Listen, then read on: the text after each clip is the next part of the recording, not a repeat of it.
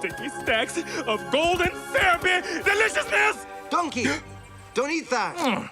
Just because something tastes good doesn't always mean it's good for you. So on that note, let's take a look at 10 foods you should never eat. Part 2. Impossible burgers. I'm never brushing my teeth again, unless it's with a toothbrush made from this burger. In hopes of reducing our ecological footprint and meat consumption, the food industry is turning to plant-based substitutes for meat products. Enter the Impossible Burger. At first glance, it seems like the perfect alternative. The animal cruelty-free product takes up fewer resources since there are no cattle to feed. It also sits better on most people's conscience. A good source of fiber, calcium, and potassium, Impossible meat has 0 cholesterol. Sounds perfect, right? It's good. Is it all natural? But if you're looking to switch to Impossible burgers because they're supposed to be healthier, you might be in for the emotional roller coaster ride of your life. While Impossible burgers do have some health benefits, they also come with a bunch of not-so-great synthetic ingredients, like modified soy and heme, a genetically modified plant used to make the burger bleed. These are anything but good for you. And the cherry on top of this health hazard? It's way higher in saturated fat and sodium, elements strongly associated with weight gain, heart problems, and a host of other chronic diseases. The Impossible Burger may seem like a godsend to vegetarians, and in moderation, they just might be. But they're simply not the ticket to a healthy promised land you originally thought.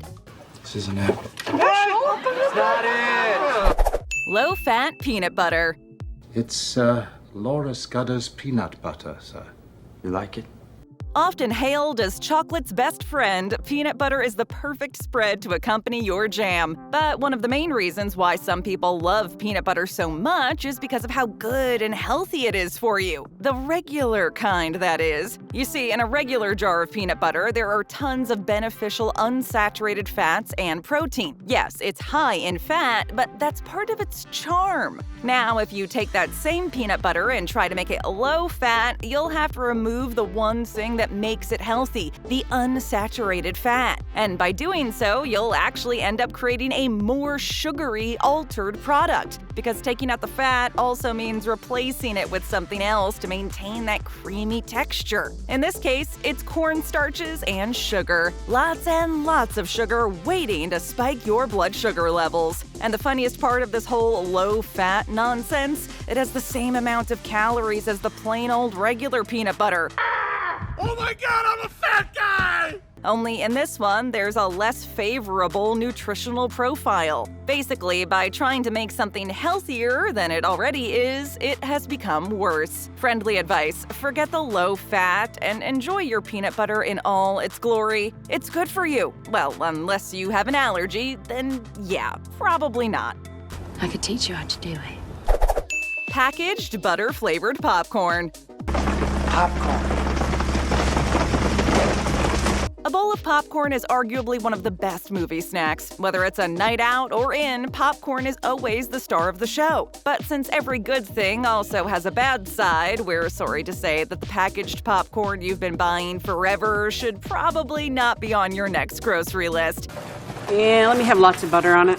Especially if you like it with that extra butter flavoring. The problem doesn't come from the corn, but mostly from the endless fake ingredients and chemicals that are packed along with it. Now, onto the butter issue of this whole mess. It goes without saying that butter-flavored popcorn isn't made with actual real butter. That would be too good to be true. Instead, it's made with artificial butter flavoring, which can cause some serious inflammation in the body if consumed too often. Diacetyl, one of the chemicals previously used to give that buttery flavor and aroma, was linked to a very real and very serious disease called popcorn lung that would cause severe and irreversible lung damage. While it's been removed from recent productions, we can't help but wonder just how many more of those dangerous chemicals are lurking in the creases of your corn. If you really can't say goodbye to your movie night tradition, you might want to try popping your popcorn at home on the stovetop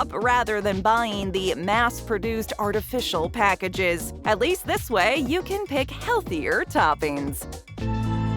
I just want to say thank you. Instant noodles.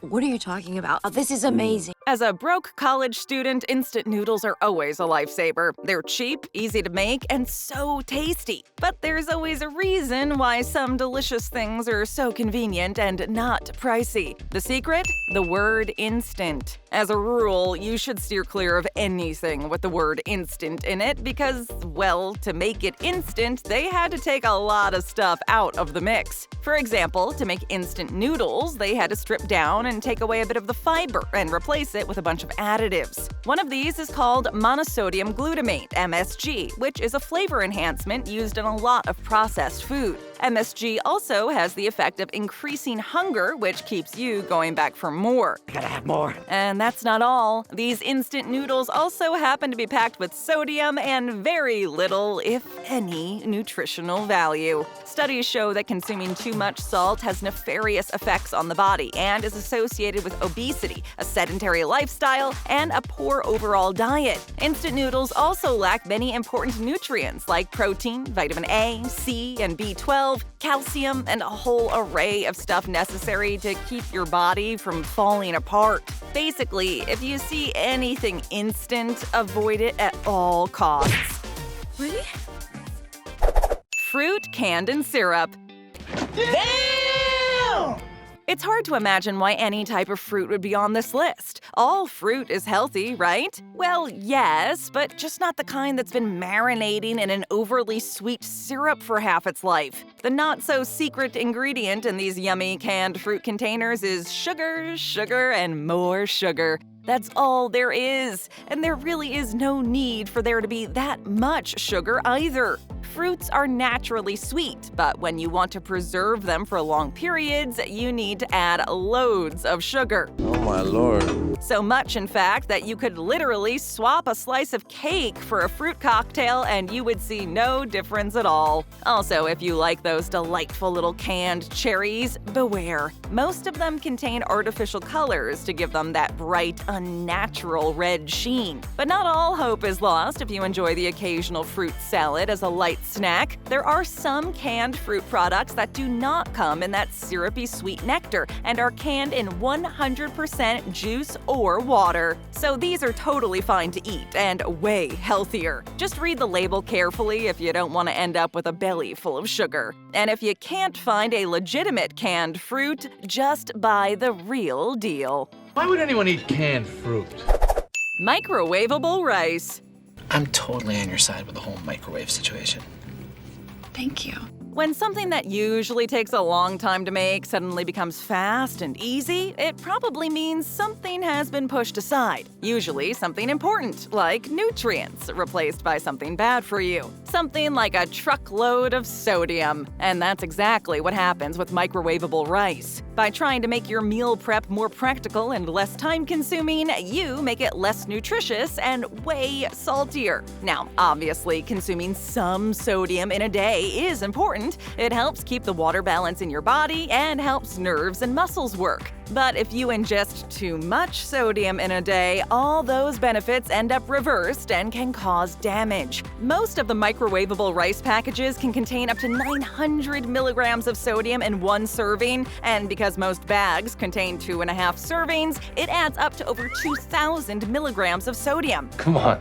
Seriously. In just one sitting, you've nearly reached a full day's worth of sodium, which is 2,300 milligrams. That can lead to bloating, feeling weighed down, and feeling lethargic. You might want to think about investing in a rice cooker to cook your rice in advance to save time. And stay away from the microwave versions.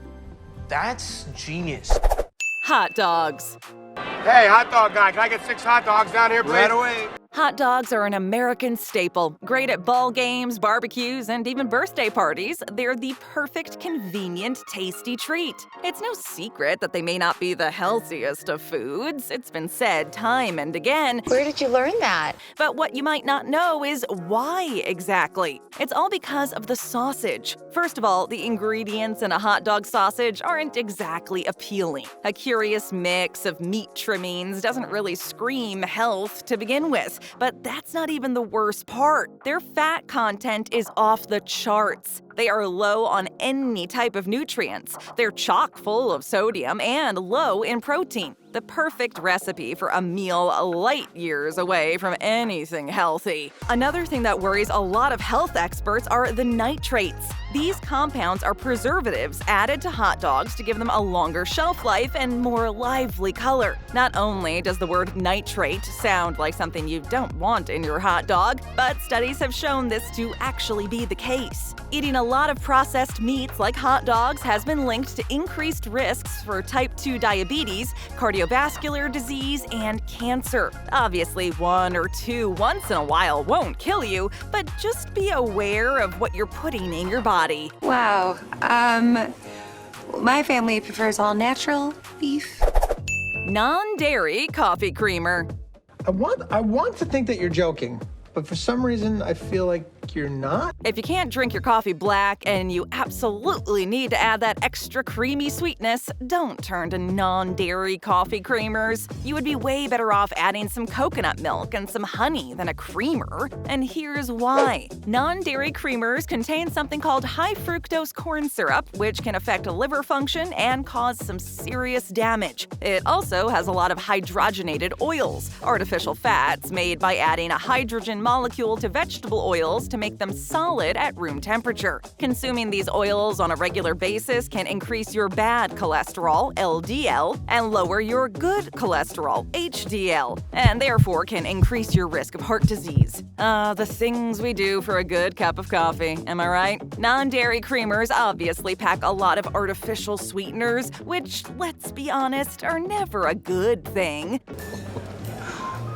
Really? High in calories and trans fat, you should really consider switching to regular milk and sugar instead of adding this fake flavored nonsense. Or switch to black coffee. All of these are better options than any non-dairy creamers. That is good. Raw oysters. Oysters. If you eat an undercooked oyster that's been contaminated with Vibrio vulnificus, a bacteria commonly found in waters where oysters are cultivated, you could get seriously ill and even die. The worst part is, there is no way of knowing if the oyster you're about to eat is infected or not. Since the harmful bacteria lives in the water, even fresh oysters could be poisonous. And if you already have an underlying health condition like diabetes, stomach diseases, or any illness that weakens the body's immune system, ingested bacteria could seriously threaten your life. These slimy mollusks have to be fully cooked, or else you risk putting your life in jeopardy. Eating raw oysters just doesn't seem worth the risk. Hard pass, thanks. They might be known as an aphrodisiac, but nothing kills the mood faster than a bacterial infection, that's for sure. Just bleh. So make sure your oysters are always well cooked and from clean waters. There's an oyster bar. Oh, heck yeah. Boxed sugary cereals.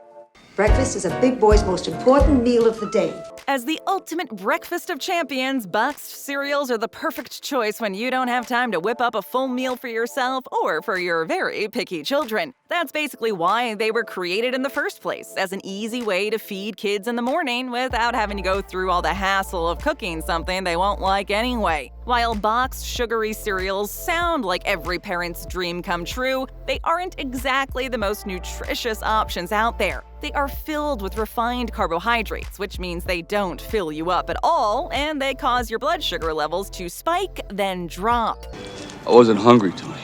That can contribute to low energy, mood swings, and cravings. Basically, the opposite of the energy boost you're aiming for in the morning. They're obviously quite high in sugar and low in protein, fiber, and heart-healthy fats. In fact, most cereals list sugar as the second ingredient, so that should tell you a lot right there. Skip the fast food breakfast and fill your precious bowl with some warm oatmeal topped with fruit and honey. That way, you'll get the nutrients you need to get on with your day, and your kids won't be bouncing off the walls because of all the sugar. So we're just gonna trust a random woman? I mean, she does make some really good points. Stick around. Just tap or click another great video. Leave a comment, hit that subscribe button, and ring that bell to join our notification squad.